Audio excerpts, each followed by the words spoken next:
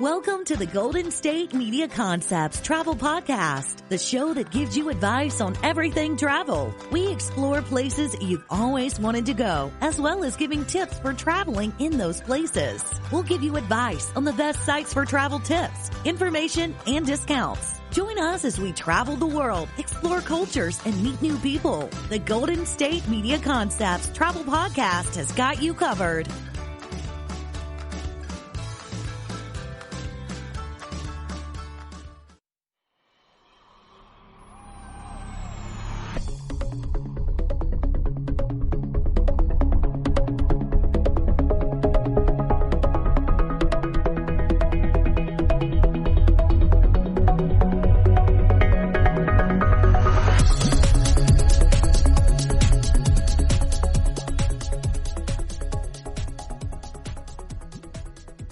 Thank you for tuning in to the GSMC Travel Podcast. I'm your host, Brian Chambers. Hello and welcome to the show.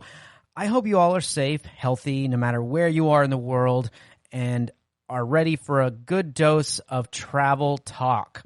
Today we're going to be discussing cities well known for their food. That's right, well known for their food.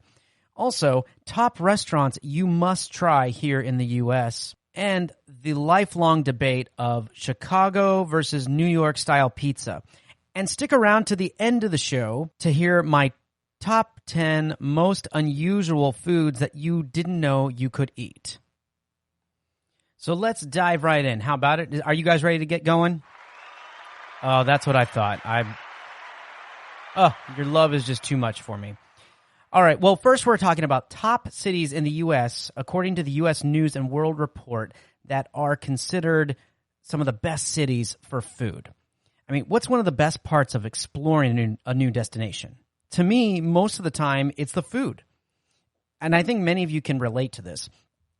Even when going to your family to visit, or a friend, food is super important. It's something we always yearn for. It speaks to us. It's a language in itself.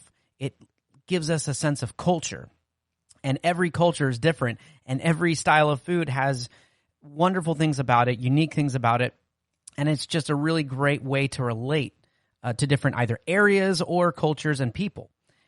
And that, what do we think about the best times are usually sitting around eating with friends and family. So we're going to be talking a lot about food and how important it is as we travel. So that's why I love to try new things, because not only do you get that sense of culture, but you also get a chance to taste new flavors that help you kind of infuse in your own style. I think it's easier for us to picture food from other countries like France, Italy, Japan, more desirable foods when traveling that we want to eat. Those are usually the first thing to pop up. I believe we have an incredible cuisine being created here in the U.S. right now. It's an infusion of so many different cultures, and there's a lot to choose out there. Being as big a country as we are, it just lends itself for a lot of variety. And I know what you're thinking. Can we really narrow it down to some of the best cities for food? Well, to answer that, maybe. I think having definite areas that have more of an influence is perceived as we go through these, but that doesn't mean that there aren't other cities, whether they're small or big, that have fantastic food scenes and great culture to them. Everyone has their own style, their own flavor. These are just a few, in my opinion, and according to the U.S. News and World Report, these are some of the top cities that are known for their food. So let's get right to it. Okay, I'm going to go through a couple of these. Some of them you may or may not agree with. I tend to agree with most of the top 10 of this list, but I did throw out lots of extra honorable mentions towards the end. So let's get started. San Francisco was ranked number 1. Now, this is one I don't necessarily agree with, but I haven't been there long enough or tried enough of the restaurants and food areas. They have great market, great seafood. When I was there, I did have wonderful, wonderful meals. And I'm not a big seafood person. My wife can attest to that. But I had great seafood while I was there. I really enjoyed it. San Francisco is a wonderful area, but maybe to me it was the fact that we didn't know it well enough and didn't spend enough time there to really get a sense of the cuisine. But it is ranked number 1 in the U.S. News and World Report. So try it. I think it's got fabulous food.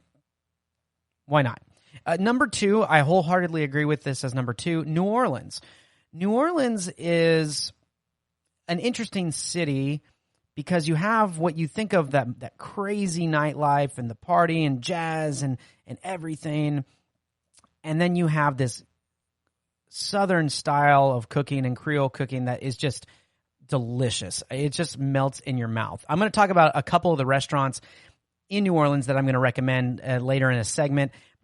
But the food around New Orleans in general, you're not going to find something that you dislike. If you're not a gumbo person, if you're not a spicy person, there are plenty of options for you.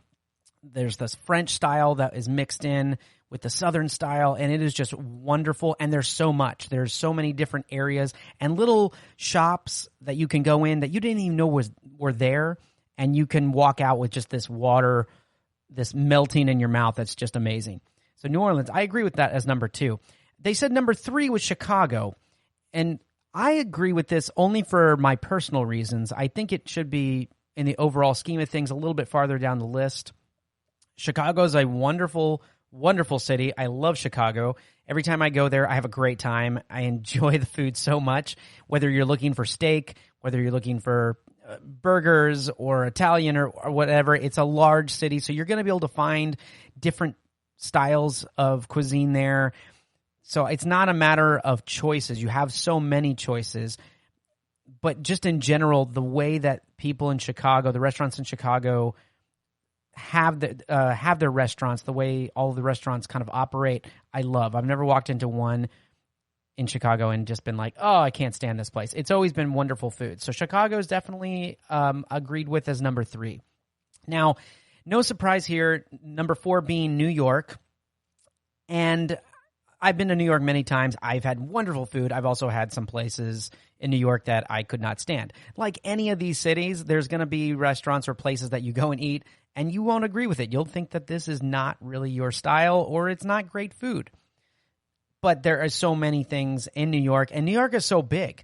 They get almost 1 million people a year, or if not a day. I believe it's like 1 million a day that are visiting New York. Of course, not now during COVID, but you have so many people coming in and out of that city, and the city's so big, whether you're going into Little Italy or Chinatown, or you're eating uptown or downtown or wherever it is, you can get Ethiopian food, Indian food. There's just so many, many options. So New York is definitely agreeable that it's up there, but I believe that it's up there because it's New York and it's the sheer size. And why not? They should. With a city that big, they should have plenty of fantastic restaurants.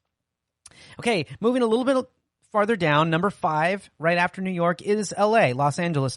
And kind of for the same reasons, I think that's why it's up there. L.A.'s being so spread out. Of course, I think L.A. should have been above New York. I have family in New York, so I have a soft spot for that. But I've always enjoyed the California cuisine a little bit more, the dishes out there. And I think that they are just as diverse as New York, but you're going to see a little bit more of a California style put on everything.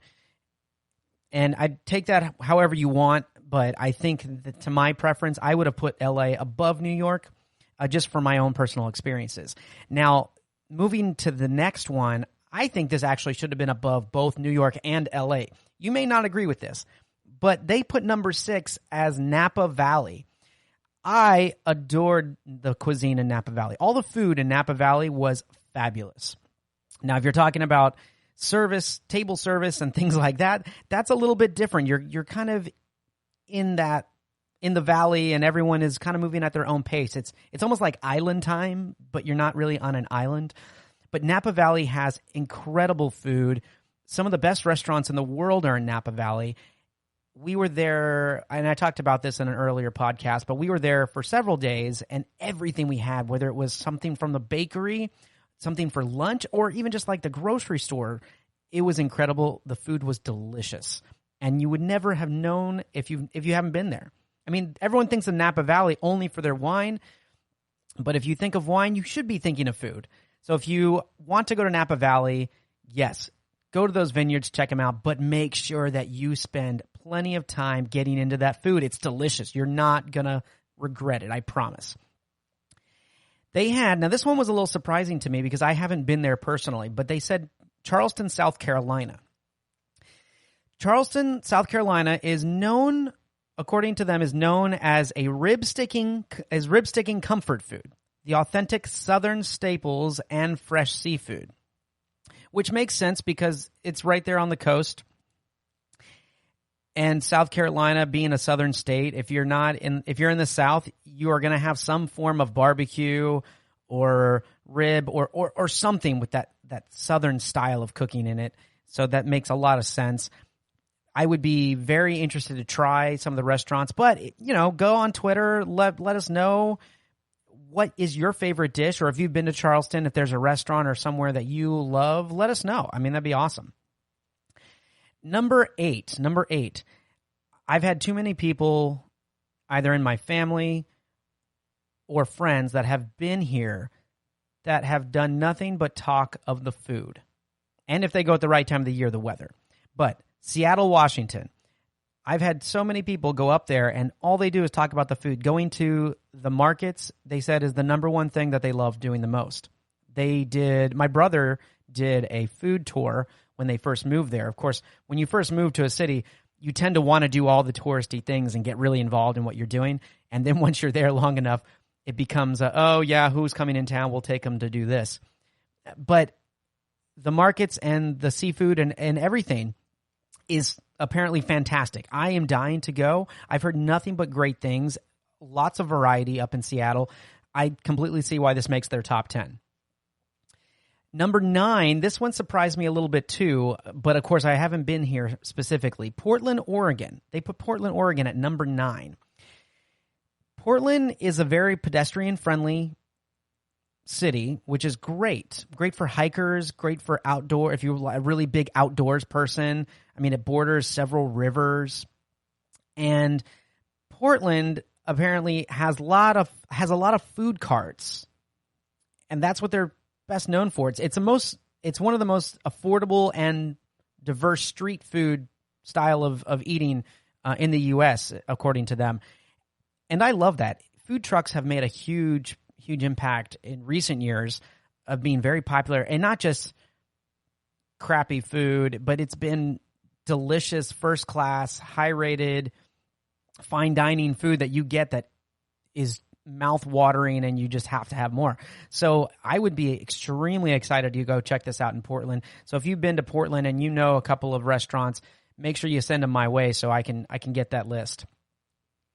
Number 10 is near and dear to me. If you listen to the podcast, you will know that I am from Texas. And not only am I from Texas, I live in Houston, Texas. And number 10, they rated as Houston, Texas, being number 10 in the top 10. I was so thrilled for this to make it. I'm very biased with it when it comes to this, because when people think of Texas, they think of barbecue and Tex-Mex. But Houston is a very, very diverse city and has a very diverse culinary scene. And again, not trying to be too biased, but some of my favorite restaurants in the world are here in Houston. From Southern style cooking infused with fine dining, it is awesome. And I do have some recommendations for down here if you are going to be in Houston in my next segment. So you're going to want to make sure you check that out to hang around. Now, those were the top 10, but I am going to throw out a couple honorable mentions. Now, some of these I have been to and some of these I haven't. The first one, Nashville. I'm going to throw out a little love to Nashville. When I was in Nashville, everything was delicious. Again, I'm a Southern style eater, so I love that. It was wonderful. Nashville makes my list as an honorable mention. The next one is Austin, Texas, which was great that they had Austin in the top 20. I'm going to throw out love to Austin because it is a city that's, if not more diverse than Houston, just as diverse, and their food scene is wonderful. Austin, the food is wonderful in its own right, but it's not exactly, I wouldn't rank it above on fine dining, but they have incredible barbecue, incredible places that you're just wanna see. The last one I'm going to mention that I'm giving a nice honorable mention to is the ATL. That's right, Atlanta. I've enjoyed going to Atlanta. They have some incredible restaurants over there, incredible chefs that come out of Atlanta, and the food is awesome. I'm not going to lie. There wasn't one place I went to that I didn't enjoy. And honestly, one of my favorite places, I'm a little biased because I follow this chef, but there was a restaurant I went to called Flip Burger, and it was basically high-end burger joint. It was delicious. I can't even tell you how good it was. I'm now dreaming of those burgers right now, wishing I could go back there. So there you go. There are my honorable mentions and the top 10 cities that are recommended for food, or the top cities for restaurants, according to the U.S. News and World Report. Coming up after the break, I'm going to be talking about top restaurants that you must try. So we're going to get a little bit more specific. So stick around because you don't want to miss it. Are you tired of the same old news? Are you sick of the seemingly endless political spin and negativity? The GSMC America Still Beautiful podcast is a weekly news podcast covering all the top positive and uplifting news stories. We cover stories that will inspire, uplift, and remind you of the good in the world. Tune into the Golden State Media Concepts America Still Beautiful podcast to get all the great and positive news stories of today. Download the GSMC America Still Beautiful podcast on iTunes, Stitcher, SoundCloud, Google Play, or anywhere you find podcasts. Just type GSMC in the search bar.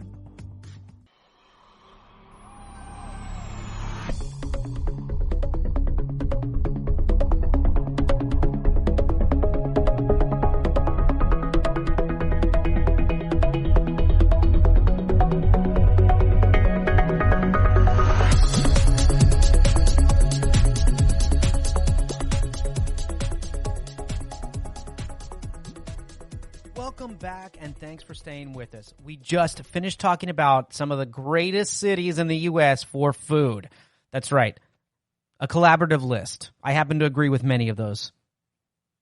But make sure you stay tuned till the end to find out the 10 most unusual foods that you could possibly eat. I know, the anticipation rises. But right now, we're going to get into a little bit more specific detail about certain restaurants in some of these cities in the U.S. This was actually really hard to talk about and narrow down because there's so many fantastic restaurants, some who I've heard from reputation and some that I've actually tried personally. So we're going to start with the list of restaurants that are rated very high according to Yelp and the Thrillist and other areas or other people, or word of mouth, okay?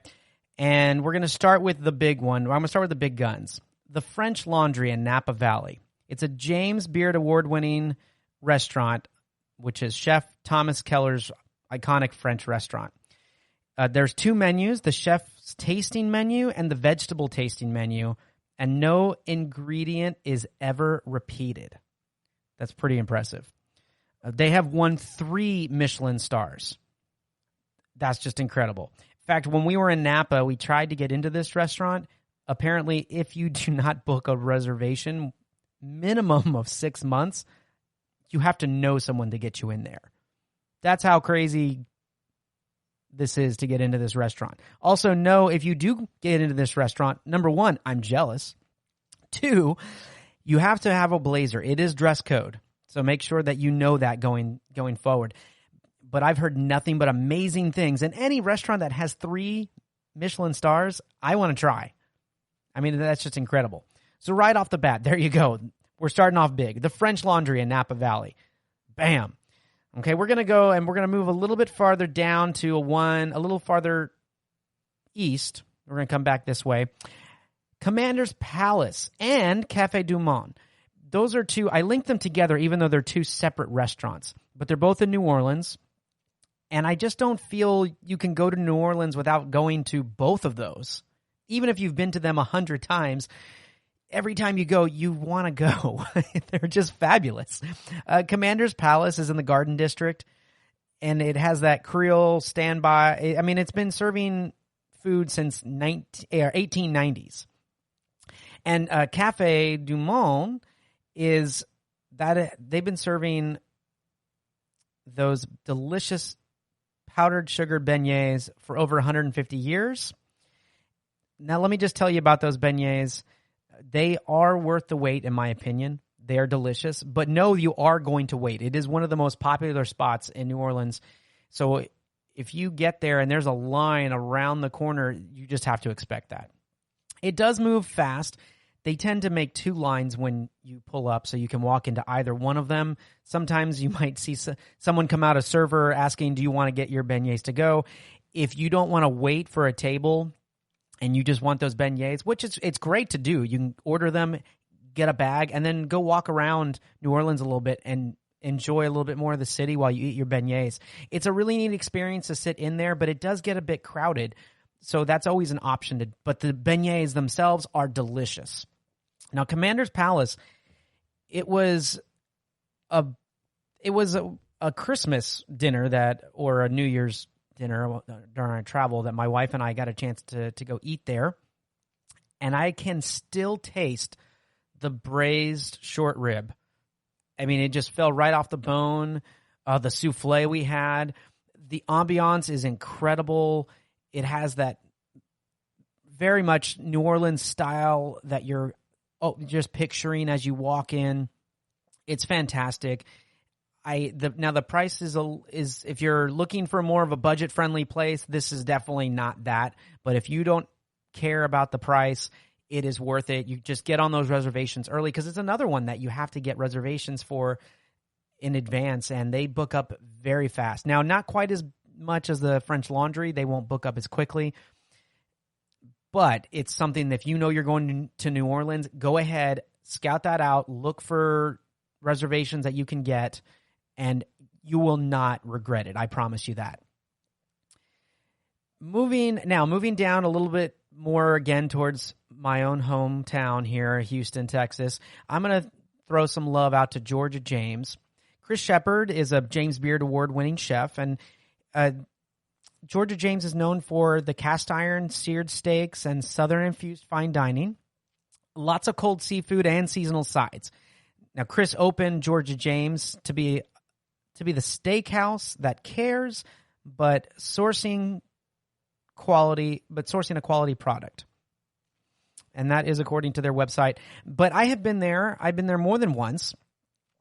And it is delicious. My favorite things, actually, the desserts and the appetizers were incredible. I loved everything about it.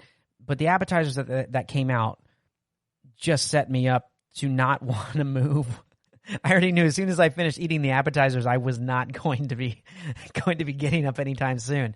We went for my birthday, and it was worth every single bite. And the dessert, oh my word, it's like you're eating so much.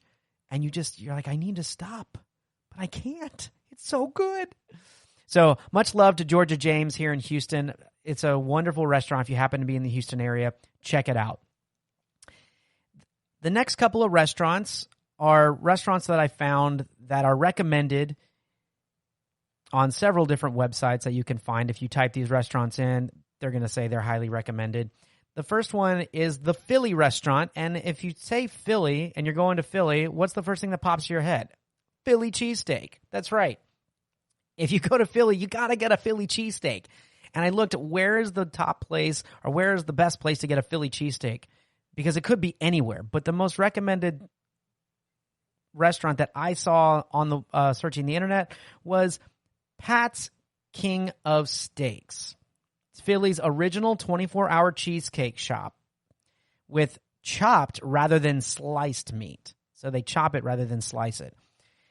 And apparently there's a rival with the restaurant across the street. So they say if you go to Pat's King of Steaks, then you're supporting the real Philly or it's the competition. You've chosen your side, basically, if you go there versus the restaurant across the street. And it's kind of a la carte line, the way you wait for it. So it's not a sit-down restaurant, so you just go.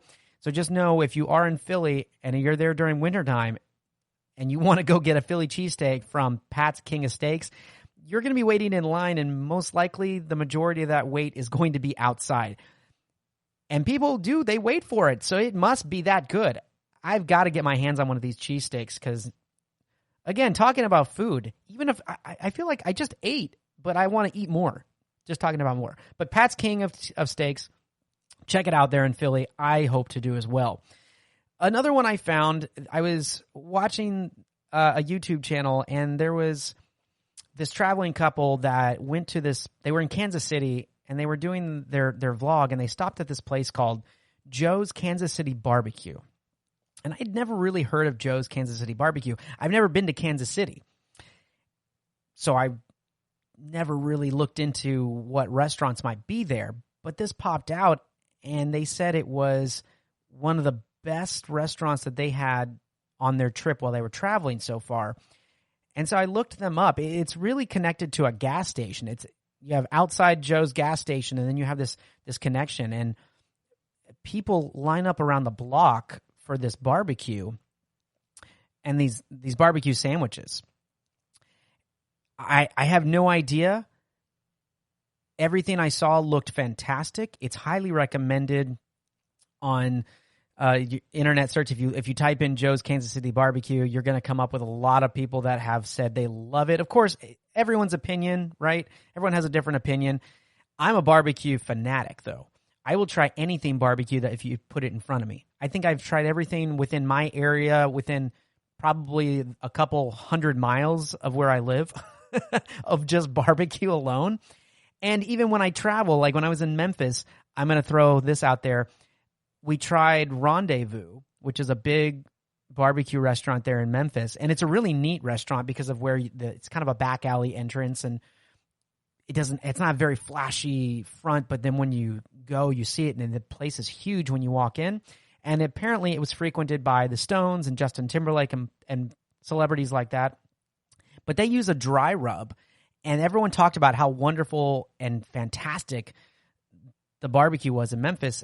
And it was good, but it was that dry rub, and I'm not really a dry rub person when it comes to barbecue. So for me, it wasn't my top place for barbecue, but it was good. So if you are in Memphis, check out Rendezvous. It's a really, really neat place. And speaking of Tennessee, we're going to stay in that area. Okay, this I had to look up because when I looked this restaurant up, I found a lot of searches that this popped up. It's called Prince's Hot Chicken Shack. That's right, Prince's Hot Chicken Shack in Nashville. And I looked it up, and I found it I went on their website, and you can go to their website. It's actually called princeshotchicken.com. And you can find out, and you can read this story. But basically, 70 years ago, Thornton Prince had a tendency to get himself into trouble, basically, is how the story goes. And he would come home with friends, and after being out and having a good time, and apparently possibly smelling of another lady's perfume, his wife had it, and to get back at him, she put hot peppers in his fried chicken. I mean, she just went right for it. She's like, all right, well, all you want to do is eat. I'm just going to throw some hot peppers and get at you. But apparently the plan backfired because Thornton he really liked it. He liked the spicier chicken, and he kept asking for more and decided to turn his wife's angry reaction into this restaurant. And so that was how Prince's Hot Chicken Shack in Nashville got started.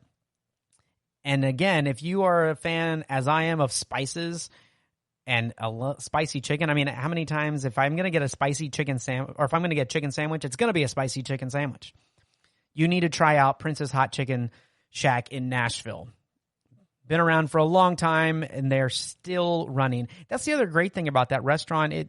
Having family roots and running that is fantastic. I love seeing that with a lot of these restaurants that I'm seeing.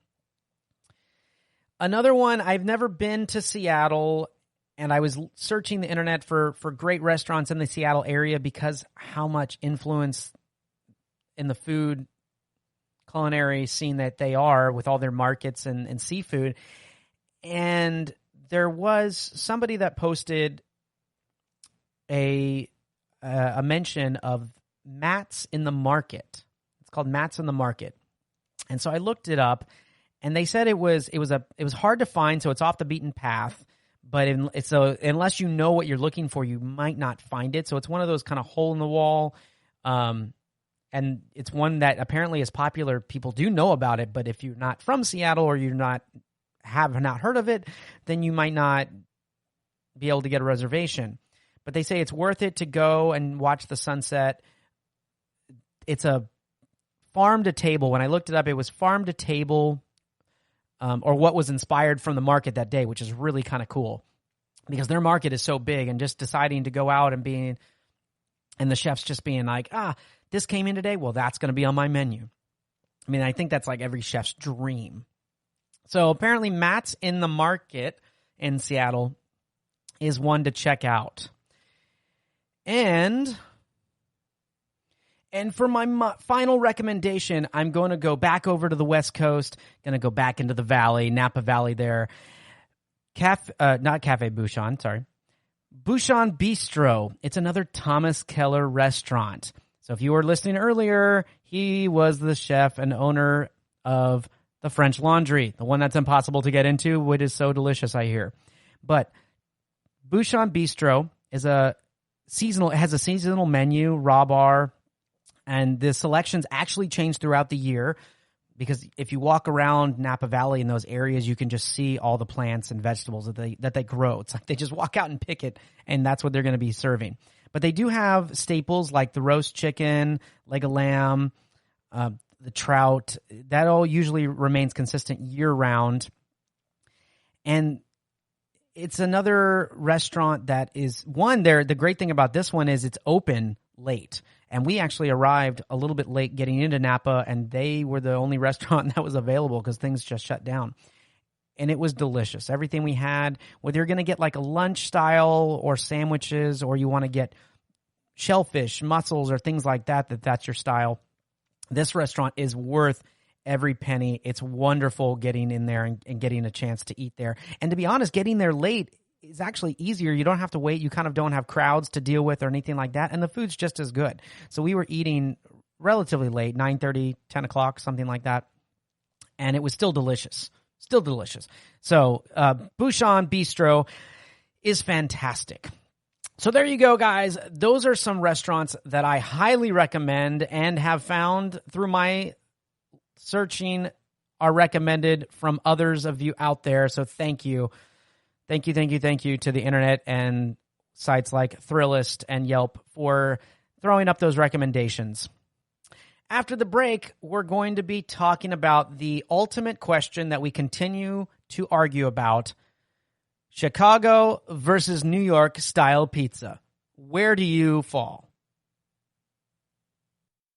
Tired of searching the vast jungle of podcasts? Now listen close and hear this out. There's a podcast network that covers just about everything that you've been searching. Hey! The Golden State Media Concepts Podcast Network is here. Nothing less than a podcast bliss with endless hours of podcast coverage. From news, sports, music, fashion, cooking, entertainment, fantasy, football, and so much more. So stop lurking around and go straight out to the Golden State Media Concepts Podcast Network. Guaranteed to fill that podcast itch. Whatever it may be. Visit us at www.gsmcpodcast.com. Follow us on Facebook and Twitter, and download us on iTunes, SoundCloud, and Google Play.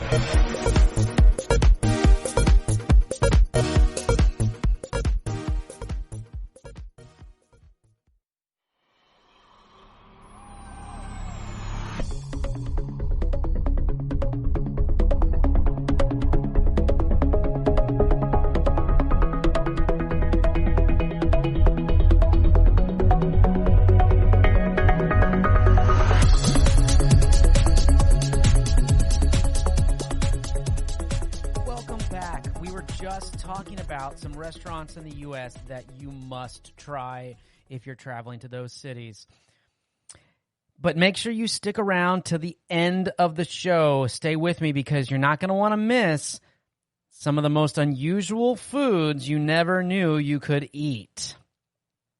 Right now, we're going to get into that age-old question that plenty of people have been arguing about for so long.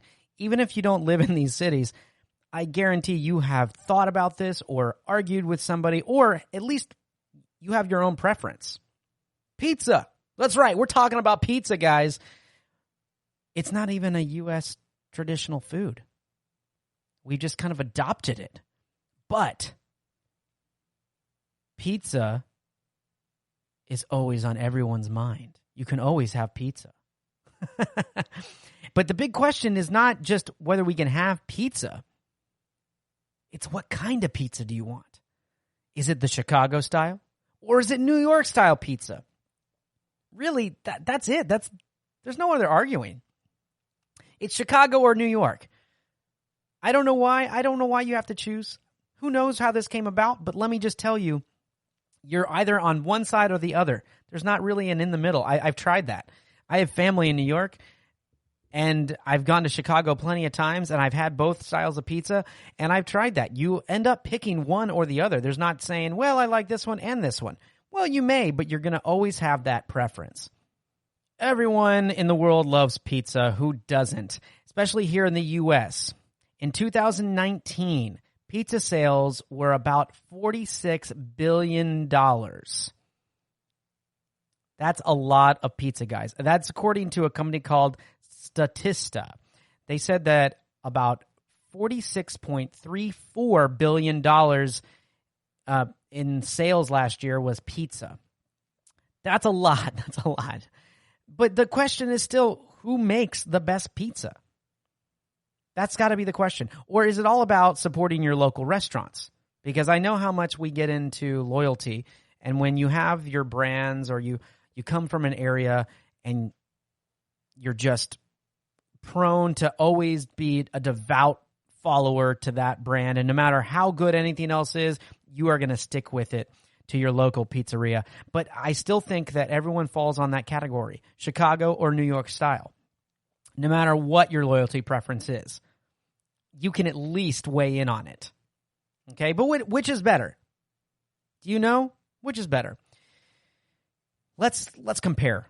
Let's look at it and compare a little bit. New York style pizza typically has a thinner crust.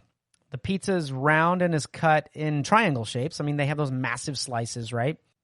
But it is thick and crisp along the edge of the pizza.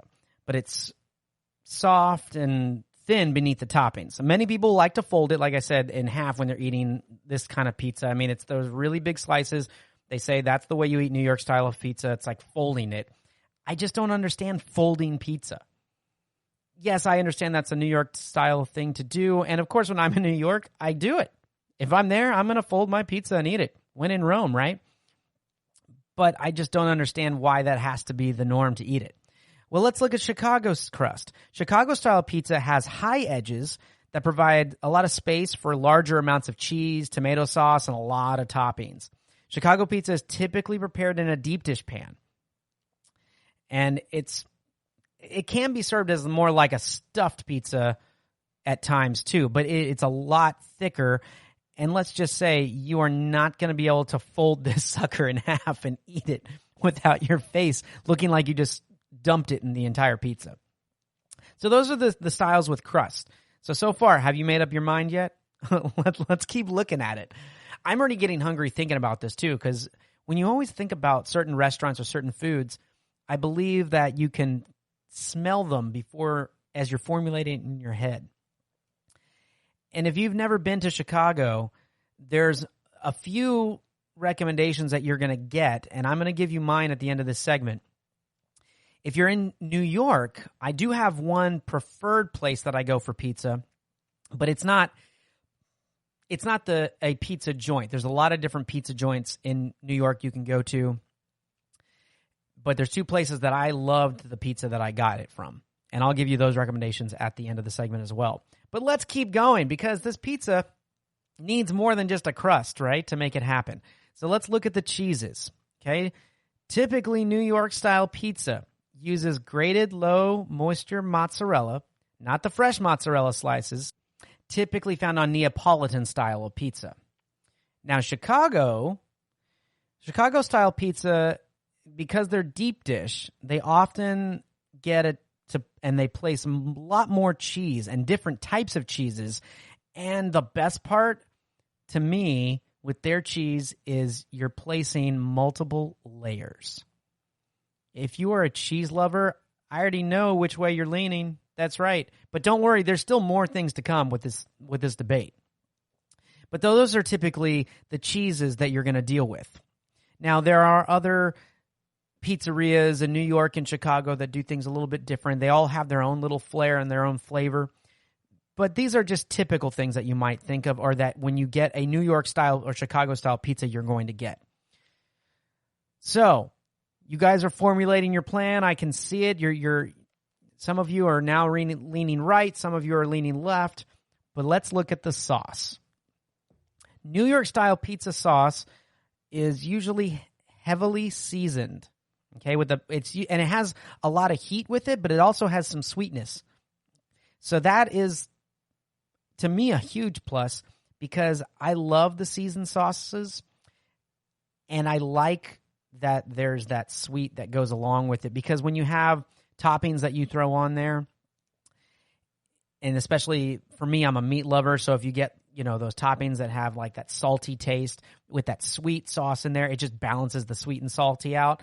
And then you have the cheese on there. Oh, so good, right? Yeah, I would definitely go to New York to fold a piece of pizza for that. But now Chicago, their sauce is used often as a chunkier sauce, and it's spread on top. So you have the cheese. So you have the crust down for Chicago, then you have the cheese, different layers of cheese, and then you have the sauce that's covering it across the top, and it's a lot chunkier. So think of it like almost having that tomato sauce or whatever the style they have, and they're using it right across the top. So now you have your sauces. So right now we've got the crust. We got the crust. We know what we're doing there. We've got the cheeses. You know which way you're leaning there. You've got the sauce now. You're getting to formulate that plan. Let's talk about how it's served. New York style is served by the slice. Large, big slice. Okay, usually pizzas are about 18 inches, which is 18 inches diameter, I should say. And again, folded when you eat them. You take those large slices and you fold them when you eat them. You can put all kinds of toppings and things on it, but that's it. That's all you get. Not saying that that's all you get isn't good, because it is delicious. Let me just tell you that. Now, eating a Chicago-style pizza, that usually requires a sit-down type of meal for you guys, and you are going to need utensils, napkins, forks, knives, because it can be messy. I remember when we ate our first Chicago-style pizza in Chicago, we weren't really sure what we were in for. And we were sitting there waiting, and when it came and they put the pizza in front of us, our eyes just kind of lit up like, whoa, like, are we going to be able to eat this? And oh boy, did we eat it. But yes, you're not going to be able to take this one on the go and just kind of eat it as you walk around. You're going to have to sit down. You're going to want to, a lot of people will cut it. It's definitely a lot messier if you're eating it with your hands.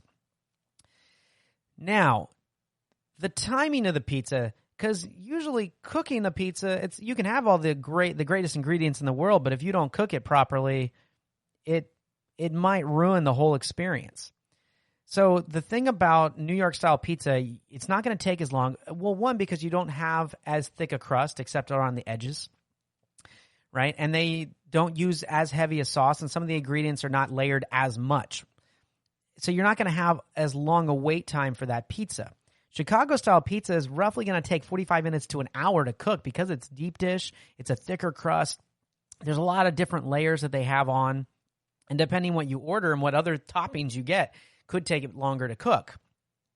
So if you're willing to spend, an hour waiting for your pizza, then, man, you should know which way you're leaning. Or if you don't think that that's really worth it because you just want a delicious slice of pizza, And why do I need to wait an hour for something that's just going to get me all messy, or I have to sit down, and eat it with a fork? I'd rather get my pizza, eat it on the go. I could eat it anywhere. I could take it to the park, grab a couple of pies and then go home, and then everyone just kind of snags one off. So it just really depends the way you like to eat pizza. I think it becomes this bigger preference. And I think that's why this debate is ongoing.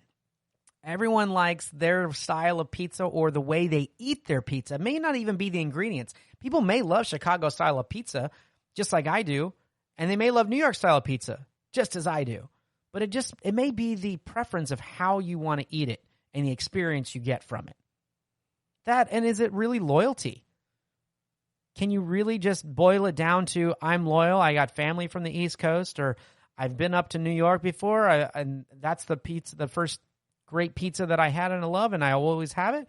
Or I like those large slices. I'm a fold and eat kind of guy. So that's what it comes down to. What is your preference? What are you looking at? I'm going to tell you guys, they're both really delicious. And after a lot of testing and eating of New York pizza, visiting family, and many trips to Chicago, I'm going to give you my vote. Are you ready? Oh, but first, before I get to my vote, let's look at a couple of restaurants that I'm going to recommend that you can get some great pizza from. Up in New York, out in Long Island, where my family was from, there's a restaurant called Umberto's, and they have delicious, delicious pizza. It's an Italian restaurant. Their pizza is amazing. It's not a specific pizzeria, but they make some of the best oven pizza that I have ever had. And, oh, man, Umberto's is just well worth it. In fact, when my younger brother was born, we were living in Anchorage, Alaska. My grandparents from New York were coming for the birth of my younger brother, and my grandfather actually brought Umberto's pizza on the plane with him all the way to Alaska from New York. And this was when you could bring food like that. So he actually went and picked up pizza and kept it in his seat on his lap the entire flight all the way to Anchorage. That's a dedicated father bringing pizza to his daughter. And, man, Umberto's is a fabulous place. I really love it. Another place I had that was in the city, again, not a specific pizzeria, but a great restaurant, Patsy's. I went because Frank Sinatra had frequented there, and I had their pizza. I was getting something easy, and the pizza was delicious. I recommend both of those restaurants. But now looking at Chicago, I had so many recommendations from friends everywhere. If you're from Chicago, I feel like you're a lot more opinionated of where you actually get your pizza from. I think everyone loves Chicago deep dish and Chicago style pizza, but I think it's almost an inner city battle of where you got to get your pizza from. We were recommended places like Gino's East and other places, but the restaurant that I'm going to recommend that we fell in love with is Lou Malnati's. That's right. If you've been to Chicago, you probably have heard of Lou Malnati's. In fact, it's not as good, but you can get Chicago-style pizza from Lou Malnati's shipped to you. They put it dry ice in a big container, and they ship you a stack of pizzas, and it's really worth it, to be honest. It's not as good as going to the restaurant and being there and eating, of course, in person, but, man, it's the next best thing if you can't get there. So that's my recommendation. Now, there might be some people that argue with that, and they may have other loyalties in Chicago, because I know there are. I've had this conversation with many friends. In fact, 2 of our friends are from Chicago, and they're completely opposite on this. They don't disagree that the pizza's good, but they have other preferences. But I'm going to put it out there. Lou Malnati's is my choice to go to. And now, my top vote, or the way that I'm leaning, my favorite style of pizza is Chicago-style deep dish pizza. I know. Thank you. I know. It's a brilliant choice. I just hearing your affirmation right there with your applause. Yes, that's my choice. I love New York style of pizza, but on this side of the debate, I'm going to always lean more towards Chicago style of pizza. I just can't get away from all the different layers of cheese and the toppings and things like that. And I love the fact that they have that thick crust, and it's just, oh, it's so delicious. And man, when you're eating something that's so good, to me, the best thing is to being able to sit down and really eat it. I mean, I'm all about food on a stick and hot dogs at a ball game and things like that. But man, when you get some good pizza with such good ingredients and toppings, you could sit there for forever. And that's what I love it. So there you go, guys. Which side of the debate do you lie on? Are you a Chicago-style pizza guy or girl, or a New York-style pizza guy or girl? You never know until you try them if you haven't. But some of you already know.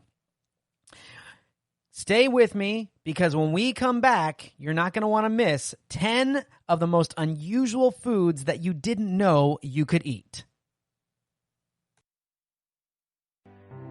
The GSMC Life and Happiness podcast takes you on a journey of exploration. We'll discuss tried and true methods alongside the latest trends of how to best live your life to its fullest and happiest. From psychology to meditation, science to self-help books, the GSMC Life and Happiness podcast will help you to discover what makes you happy and how you can live life being the best you possible. Download the GSMC Life and Happiness podcast on iTunes, Stitcher, SoundCloud, Google Play, or anywhere you find podcasts. Just type GSMC in the search bar.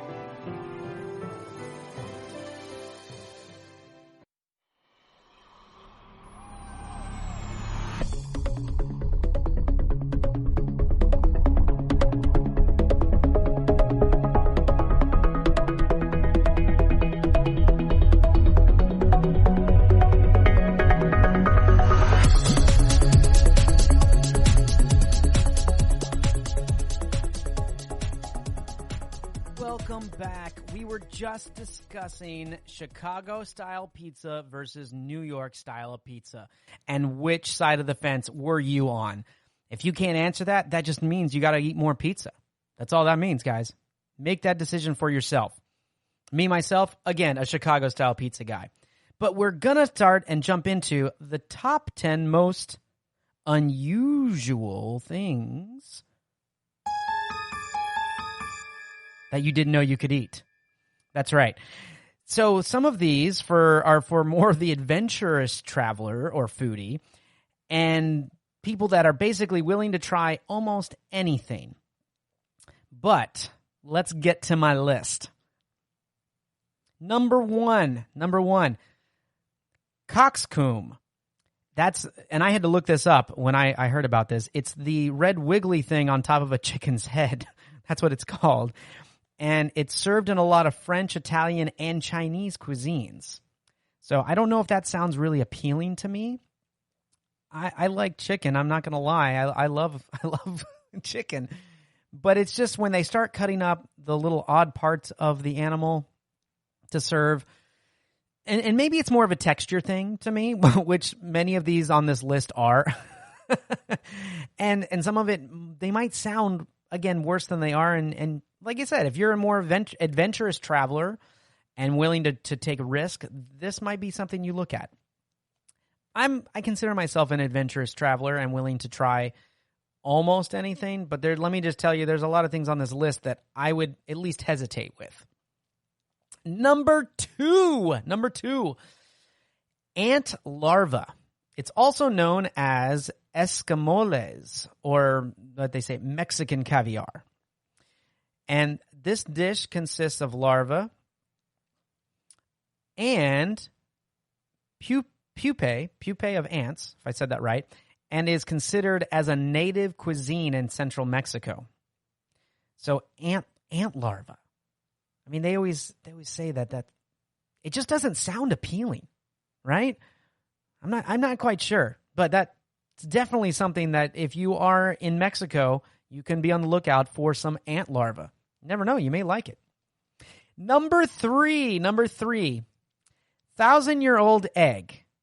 Now, I can't really speak or think that this egg is actually 1,000 years old, but it's going to be the blackest thing that you've ever eaten. The 1,000-year-old egg, and I'm doing air quotes on 1,000-year-old egg, it's more commonly known as a century egg. It's a traditional Chinese delicacy wherein a duck egg is preserved for a really, really long time. Although it's technically, like I said, early, it's not really 1,000 years old. The egg will look like it's very old. It's going to be the blackest thing you've ever eaten. So the 1,000-year-old egg.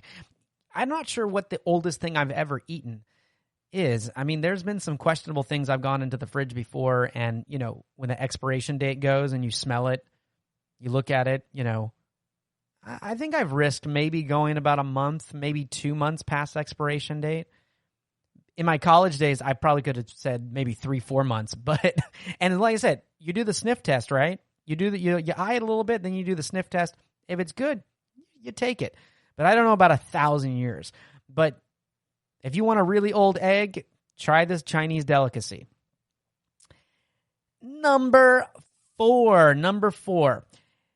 Okay, I had trouble thinking about this one, and when I saw a picture of it, that's when I actually believed it, because I thought it was just kind of a hoax or something that someone was putting up there. Oh, eat this, try this. But apparently, this is a Cambodian style of food, or is served in Cambodia. It's a fried food. At least it's fried before consuming it. And, oh, sorry, I just got chills thinking about this, guys. It's a fried tarantula. Ooh. I mean, it's a fried tarantula. So just imagine just kind of breaking, what do you just eat it leg by leg? Kind of just like you share it with everybody, you know, kind of break it up. But the Cambodians fry it and before they consume it. I always thought tarantulas were deadly. So I'm wondering if maybe that's why they fry it. And maybe they don't eat the entire thing, but maybe it's kind of like frog legs. You eat, I don't know. Just, I guess you can almost fry anything. And trust me, living in the South right now, in Texas, oh man, we fry everything that you can think of. But I don't know if I've ever heard of fried tarantula until I saw this. So if you are a very, very adventurous person and you want to try the fried tarantula, man, you've got to tell me how it is. I'm very, very curious. All right, number five. This one I actually had the opportunity to try, but I'm not going to lie, I chickened out on it.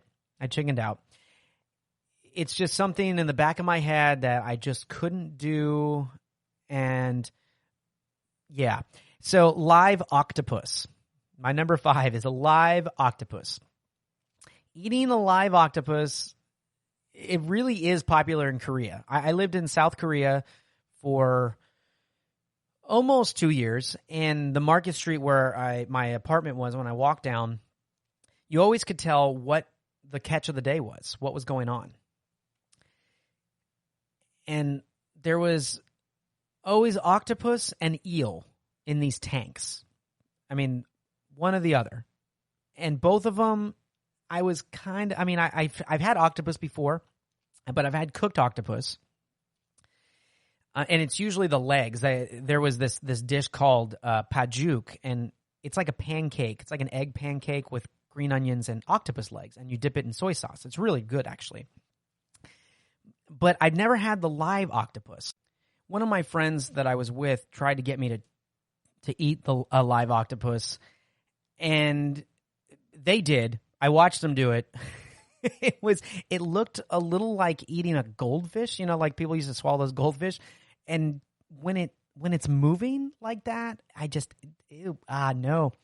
I just couldn't do it. But anyway, eating live octopus is actually a popular thing to do in Korea. And it's served raw in a bowl, and it's filled with other raw delicacies such as caviar and things like that. So it's not unusual if you're in that part of the world to come across this. It's definitely not. It's also not unpopular in Korea. When I was at a baseball game over there, to have dried octopus. It's like salted and dried octopus as a snack. Most of the time we think of going to a baseball game or something as, you know, you get hot dog and beer. Over there, it was dried salted octopus. So anyway, octopus is pretty common over that way. So check it out if you are willing to try and roll the dice with that one. Number 6, cacti. Cacti. I mean, you don't think about it, but cacti are pretty edible, especially the largest pieces of the plant. It's said that the plant's texture is much similar. It's very similar to okra and tastes a lot like asparagus or beans.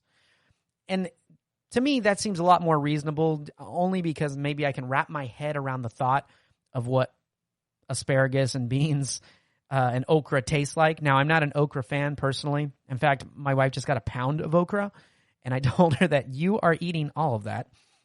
It's not my style, but I like asparagus. I like beans, certain beans, like green beans and things like that. I would be willing to try cacti. I definitely would. That one I would roll the dice with. I'm all for. So, and being here in Texas, we have access to a lot of cacti. Number 7. Now, this one I believe just sounds worse than it actually is. And this is one that I would be interested to try, to be honest. And maybe just to say I ate fish sperm. That's right. Number 7 is fish sperm. It's termed as, if I get this right, shirako by the Japanese. That's what the Japanese call it.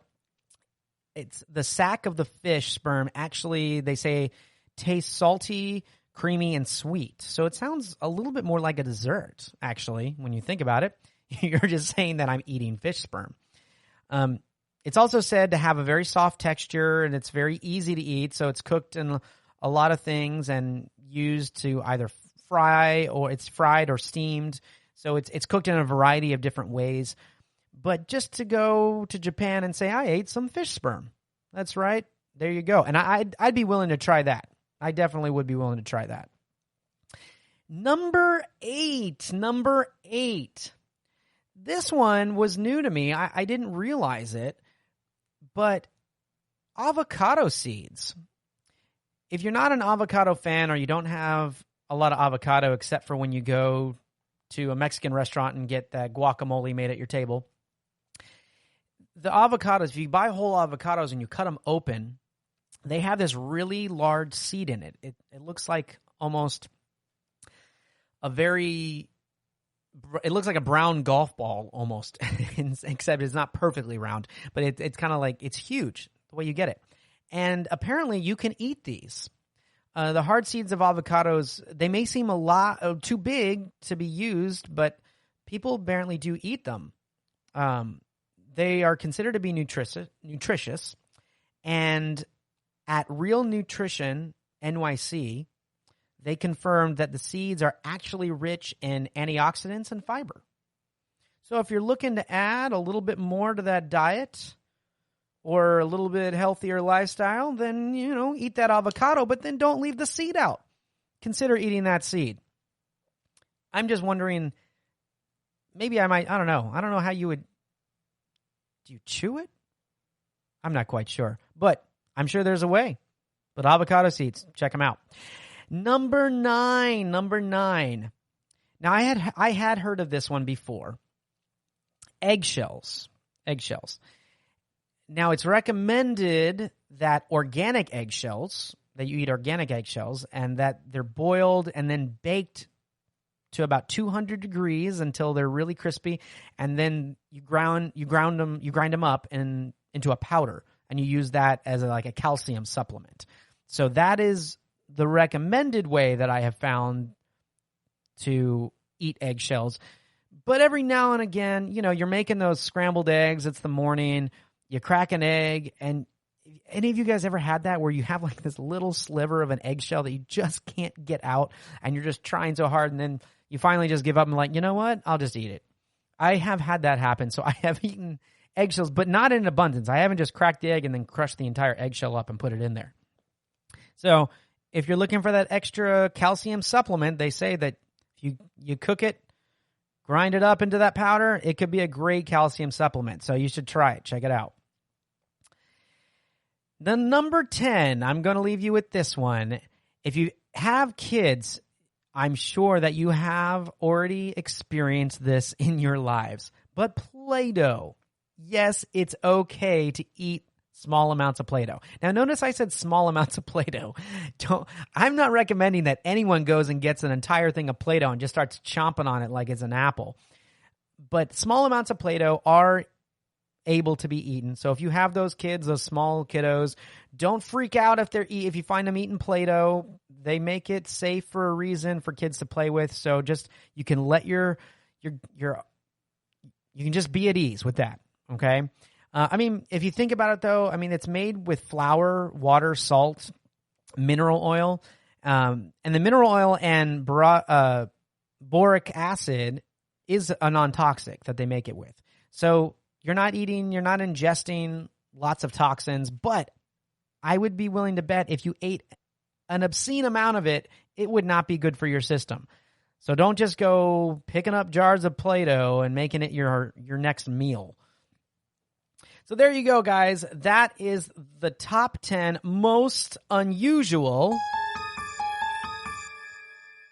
food that you can eat that I've found. So if you are an adventurous traveler, you might want to check some of those out. I hope you guys have been inspired to take a trip this year or looking to start planning one. It's never too late to start traveling. It can open our eyes to new experiences, even unlock things about ourselves that we never knew. I believe everyone should travel and explore more of what this world has to offer. It can give us an appreciation and love for so many things. So let's get traveling.